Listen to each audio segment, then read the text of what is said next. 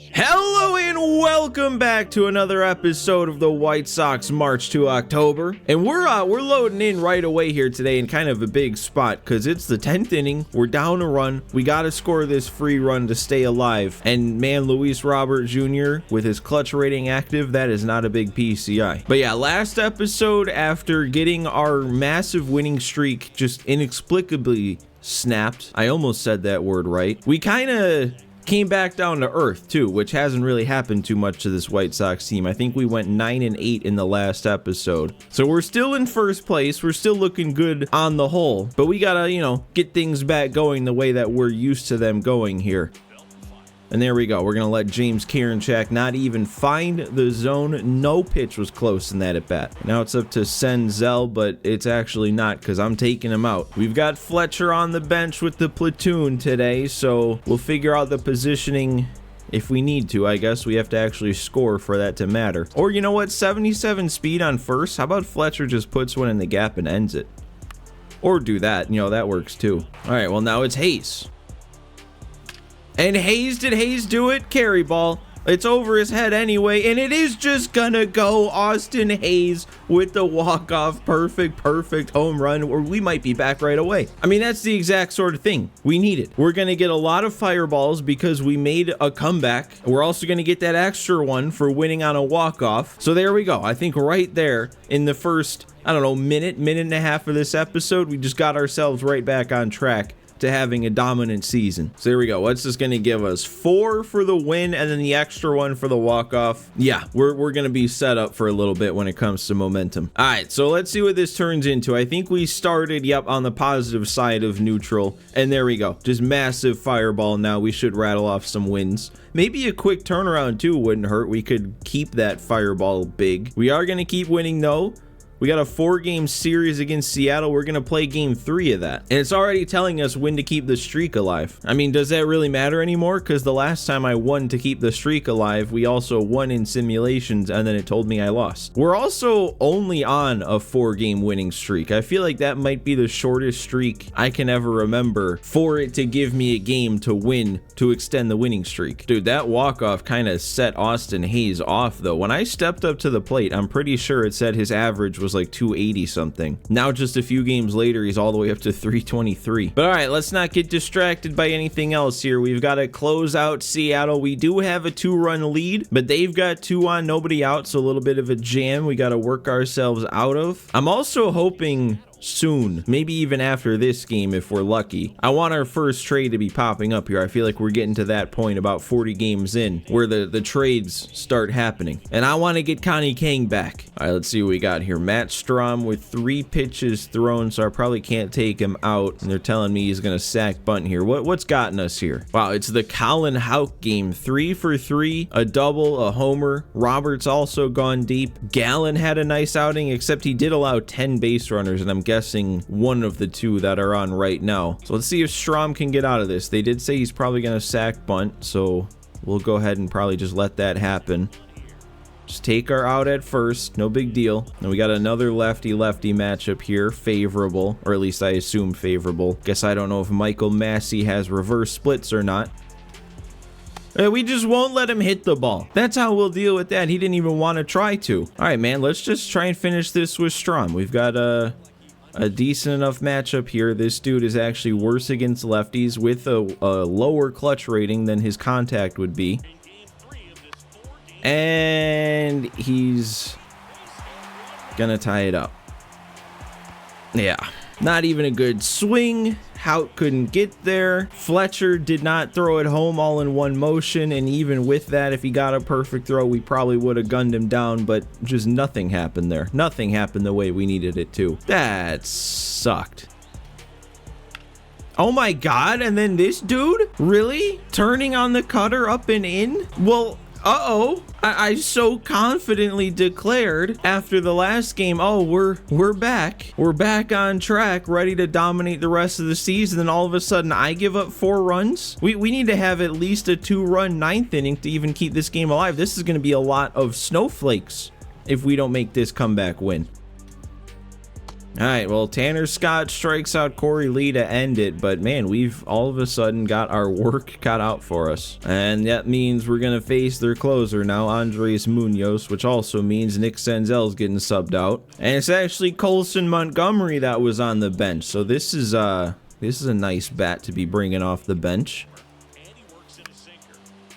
Oh, they're not shifted. Oh, I thought that was actually really nice because I thought Montgomery gets the shift. Okay. I mean, I'm not going to say that was a good swing and I deserved a hit. I just instinctively off the bat, I thought it was going to get down because I thought they shifted for Montgomery. Hayes, man, I'm all over that. And it's not going to get down. Oh, how things change so quickly. I mean, the Legend CPU can do that to you. We normally have such an easy time pitching, but if they want to, if that Legend CPU wants to, in an instant, you can give up 4 runs. All right, we still got some life. Good eye by me. Brings a tying run up to the plate. Mejia, you got a big swing in you today? That's a small PCI, and we can't bring anybody off the bench to hit for him because then we wouldn't have a catcher for the bottom of the 9th. Oh, and then a 96-mile-per-hour sinker was a changeup there. That was brutal. That was rough. That is gonna set us down a really bad path. Yeah, we just got 5 fireballs, and now we're getting 5 snowflakes. I mean, it's early to be thinking about the end of the season, but a near 500 stretch like we had last episode, and then a stretch that we're about to have with this negative momentum, that kind of might already cement that we aren't gonna be able to match our record from last season, which would be a first. I mean, obviously, winning 121 games is tough to top, but every season so far, we've gotten better. All right, well, let's move past scouting again here and see how bad this is gonna get. Yep, we dropped the next game. We're gonna lose to the Astros. Oh, we won a game against the Astros, okay. And here we go. All right, our first trade opportunity. And it seems like the CPU wants to capitalize on our needs here. Wow, this is predatory. At least this first trade is, because they want to give me a 35-year-old 68 overall catcher just because the game knows I need a backup catcher, and the only reason I need a backup catcher is because the game itself took mine away from me. And they want me to give up an 18-year-old B potential center fielder that I think I just drafted last year, or I had to have if he's 18. Actually though, I don't know why I'm spending so much time on this, because there's an offer from the Nationals, and the Nationals are the team that has Edgar Caro. So let's see.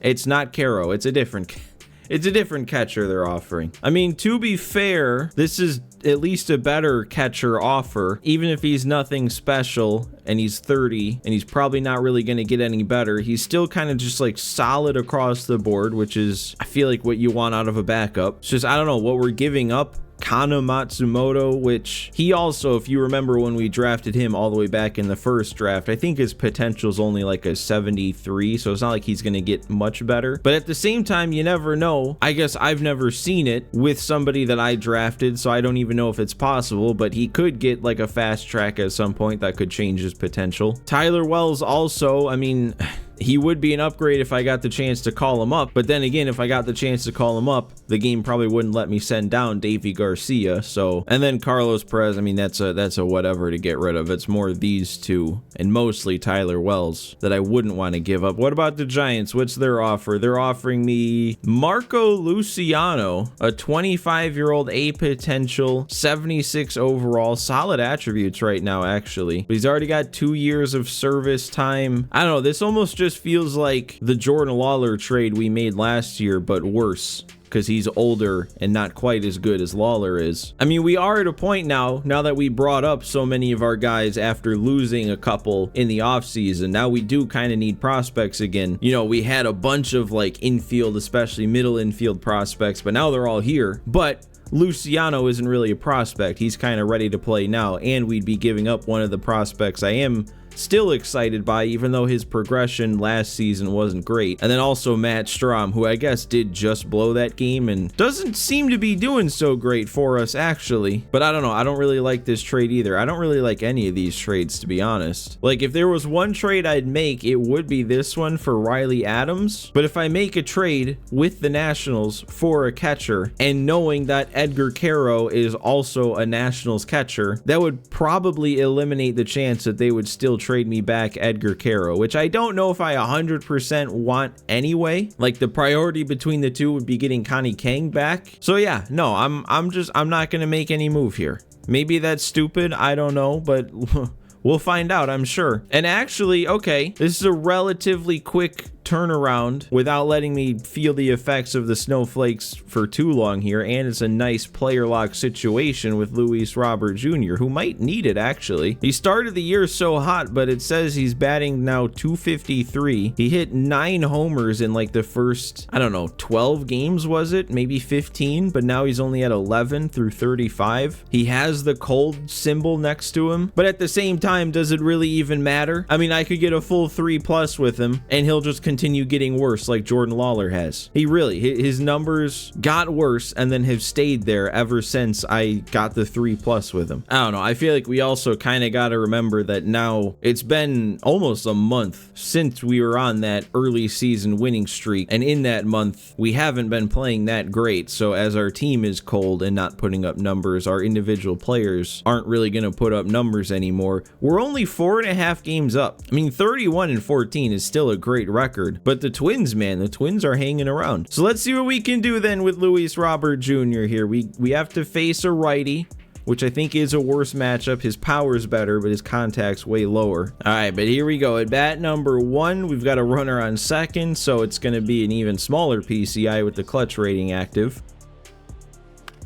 Oh, and I'm missing a slider right down the middle to start it off. That's not good. But this feels like kind of a yearly moment here. Every season you get the Luis Robert Jr. player lock, and you just hope you do something with him being one of our star players. I also want to do something with him because he hasn't had a 40 homer season yet, but he's flirted with it every single season. I think he's even gotten to 39. And with the start he was off to, it seemed like he was going to get to that 40, but now he's cooled off. We got to fix it. But now he's not going to throw me strikes. Hung a slider and then apparently got scared and didn't throw anything else in the zone. All right, AB number 2, we're up to now. Man, they also just said something on commentary that I didn't notice when we looked at his stats just before the game. But yeah, he's got 199 career home runs right now, one short of 200. So man, now I feel like I have to go deep with him. And that would have been the pitch to do it on. Wow, I got fooled. Oh my God, I got fooled again. You know what? That was such a slow fastball. I feel like I tried to lock in that at bat knowing he was 1 homer away, and then that made me way out in front of a 92-mile-per-hour fastball. We've got a different pitcher though all of a sudden. 6-run lead knocked that righty out of the game, and I can't hit him. Okay, well, that's not the type of contact we want. I mean, it is. We hit it 105 off the bat. We just don't want to see it go right to somebody. And this dude's still out there. This might be our last chance, though. Bottom 7 with this lead. We're probably not going to get another AB. And I missed it. Great job. Great player lock on the whole. Dude, how did I start this episode so good? I guess it was just kind of one perfect swing, but I felt so good making that one perfect swing, and now I can't do anything anymore. I guess we do get some momentum back for winning the game, so we won the game, preventing a snowflake loss, and now we're going to get rid of some snowflake because of winning the game, but I didn't do anything to help that. Factoring in the Jordan Lawler stuff, maybe it's better that we didn't get any pluses. Maybe for this season, for whatever reason, it's better to fail a player lock than to succeed. But that snowflake, actually, that was smaller than it was going into that game, and now it's positive. I mean, it's neutral, but it's on the positive side of neutral. All right, we're already halfway through scouting. And again, I guess I didn't mention it yet, but I'm not really focusing on showing scouting this year. And I think we swept the Rangers, but now we got to even up this series against the Twins. And they are, man, they're still only 4 games back. They are nipping at our heels. They're the 22nd ranked team right now. Why are they good? Man, and they're winning 2-0. We got to make a last-ditch comeback here. We have 2 outs. We have 2 on, but 2 outs. All right, well, let's see if we can do it then, man. Bailey Ober looking for a complete game shutout here. Let's just not let him have that, please. We got Vladdy up. If there was anybody up that I wanted, it'd be Vlad. Come on, Vlad. 1 swing. That's all you need right now. And there it is. We actually did it. What a roller coaster this episode has been. What the heck? I mean, we start with a walk-off, we do terribly in between, and now that walk-off is probably going to end the episode. That's huge though, man. That actually might get us a lot of momentum because we were down to our last out, and then out of nowhere won.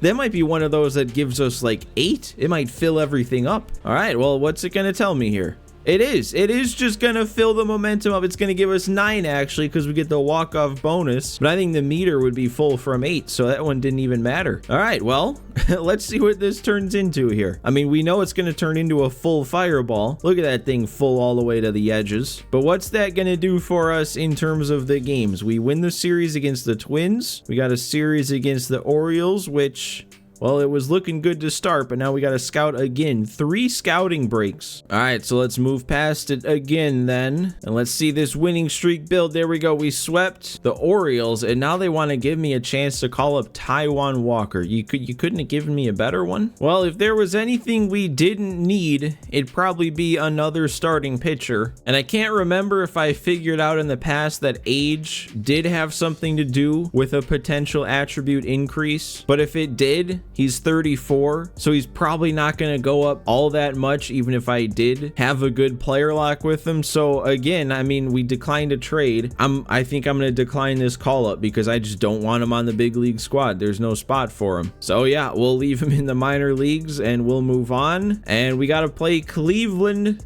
next to hopefully continue this winning streak we've started. I mean, I'm acting like this season hasn't been going all that well as a whole, and we're still 39-15. So I guess that kind of tells you all you need to know about just how good this White Sox team is at this point. But this is also where I'm going to go ahead and leave things today. So as always, guys, like, subscribe, all that stuff. But thanks for watching. Thanks for hanging out with me again, and I will see you next time.